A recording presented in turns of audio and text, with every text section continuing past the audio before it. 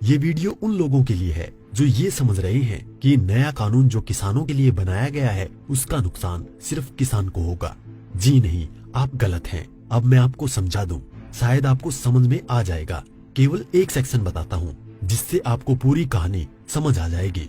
जो contract farming है, उस कॉन्ट्रैक्ट फार्मिंग की धारा 3, उसमें जो एग्रीमेंट होगा किसान और व्यापारी के बीच में, मैं उसके बारे में बताता हूँ। आप समझ जाएंगे, उसके बाद कुछ बताने की जरूरत नहीं पड़ेगी।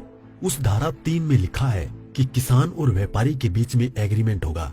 उसमें ये लिखा जाएगा, नंबर 1, किसान को अपनी जमीन पर कौन सी फसल उगानी होगी। नंबर 2, उस फसल का ग्रेड क्या होगा, स्टैंडर्ड क्या होगा और उसकी क्वालिटी क्या होगी।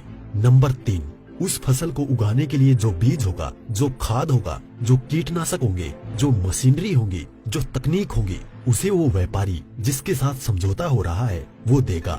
उसके बाद उसी एग्रीमेंट पर लिखा जाएगा उसकी कीमत क्या होगी। जो फसल उगाएगा, जब फसल पक के तैयार हो जाएगी तो किस कीमत पर व्यापारी खरीदेगा, ये भी लिखा जाएगा।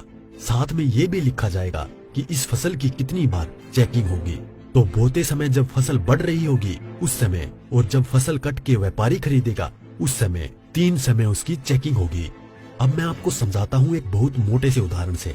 समझो, ये मानिए कि इस कानून के हिसाब से पूरे देश की जमीन, पूरे देश के जो किसानों के पास जमीन है, उसका जो व्यापारी है उनसे एग्रीमेंट हो गया।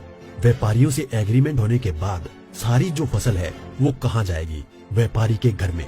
इसका मतलब ये हुआ कि सरकार के पास खरीदने के लिए एक दाना नहीं बचेगा। सारी की सारी फसल व्यापारी खरीद के ले जाएगा। और व्यापारी कितनी फसल खरीद सकता है, पहले उस पे प्रतिबंधता थी। अब आवश्यक पशु अधिनियम से वो बैरिकेड हटा दिए गए हैं। यानी कि जो एक लगा रखा था बैरियर कि इससे ज्यादा नहीं खरीद सकते, लिमिट लगा रखी थी, लिमिट को खत्म कर दी। इसका मतलब व्यापारी जितनी चाहे फसल खरीद के अपने गोदाम में रख सकता है। अब मानिए कि पूरी फसल किसान से व्यापारी के घर चली गई, तो आप थोड़ा सा पीछे आइए। 2013 में इस सरकार ने संसद में कानून बनाया था इस देश के गरीब लोगों के लिए। 82 करोड़ गरीब लोगों के लिए नेशनल फूड सिक्योरिटी एक्ट यानी राष्ट्रीय खाद्य सुरक्षा कानून के तहत 82 करोड़ लोगों को 3 रुपए किलो चावल, 2 रुपए किलो गेहूं और 1 रुपए किलो मोटा अनाज देना था। अब मैं आपसे सवाल पूछता हूँ, अब समझिए, आप सब कुछ जब सारा अनाज व्यापारियों के पास चला गया, सरकार के पास कुछ नहीं है, तो सरकार इन 82 करोड़ लोगों को कहां से अनाज दिलाएगी, पहले तो ये बताएं। इसका मतलब जो 82 करोड़ गरीब सरकार की मदद पर निर्भर था वो खत्म हो गया।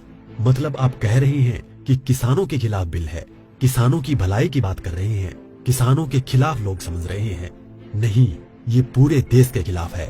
इससे 82 करोड़ गरीब खत्म। देश में 5 लाख जो राशन की दुकानें हैं वो भी खत्म। 5 लाख राशन की दुकानों में कुछ रोजगार भी मिलता होगा, वो भी खत्म। अब इसके बाद आप आ जाइए कि जब किसान को सारी चीजें, जो खाद भी है, बीज भी है, कीटनाशक भी है, मशीनें भी हैं, तकनीक भी है, वो व्यापारी जिससे समझौता हुआ है वो ही देगा। तो जो व्यापारी ये काम करते हैं, कोई खाद बेचता है, कोई बीज बेचता है, कोई मशीन बेचता है, तो कोई कीटनाशक बेचता है, वो व्यापारी भी खत्म। तो आपने व्यापारी खत्म कर दिए, गरीब मजदूर खत्म कर दिए, और किसानों को आपने बंधक बना दिया, मजदूर बना दिया, गुलाम बना दिया। कैसे? अब मैं बताता हूँ।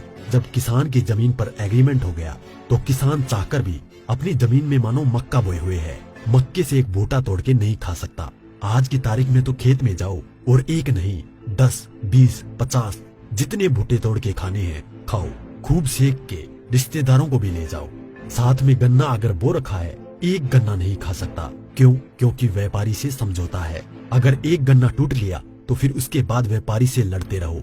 आप एसडीएम के यहाँ, एडीएम के यहाँ। मतलब ये है कि अपनी ही जमीन पर किसान अपने लिए, अपने बच्चों के लिए अगर मन करता है, जो फसल किसानों ने उगाई है, किसानों की मेहनत है, उसमें से एक दाना नहीं ले सकता। ऐसे कानून का क्या करेगा किसान? और इस कानून ने व्यापारी खत्म कर दिया, इस कानून ने मजदूर खत्म कर दिया, और साथ में जो किसान है, किसान को इतनी भी मोहलत नहीं दी गई। आज की तारीख में तो किसान किसी भी जगह से दूर जाकर, यहाँ से ठीक नहीं मिला तो वहाँ से ले, वहाँ नहीं मिला तो वहाँ से ले, यहाँ से कम नहीं मिला तो यहाँ से ले।